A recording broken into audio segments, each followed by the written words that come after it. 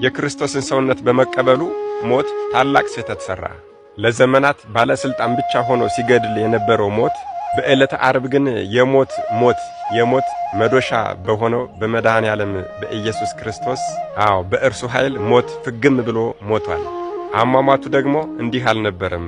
አበው ከሞቱ አሟሟቱ እንደሚሉት ሞት እንደ አረጀ አንበሳ ጥርሶቹ ረግፈው ብዙ ስቃይ ተሰቃይቶ በሆዱ የያዘውንም ሁሉ ተፍቶ ተዋርዶ ነበር የሞተው።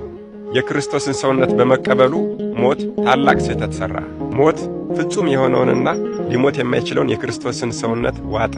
የማይሞተው ሕያውና ንጹሕ የሆነው የክርስቶስ ሥጋ ለአልጠግብ ባዩ ሞትና ሲኦል የማይስማማ የሚመርር ምግብ ሆነበት።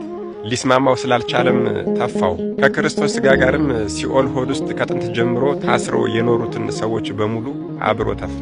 የማይስማማ ምግብ የበሉ ሰዎች ሲያስመልሳቸው የሚያስመልሳቸው ያልተስማማቸውን ምግብ ብቻ ሳይሆን የበሉትን ነገር ሁሉ ነውና በሞትም ላይ የሆነው ይሄው ነው። ለዚህም አይደል እንደ መጽሐፉ ሞት ይይዘው ዘንድ አልቻለም ያለው።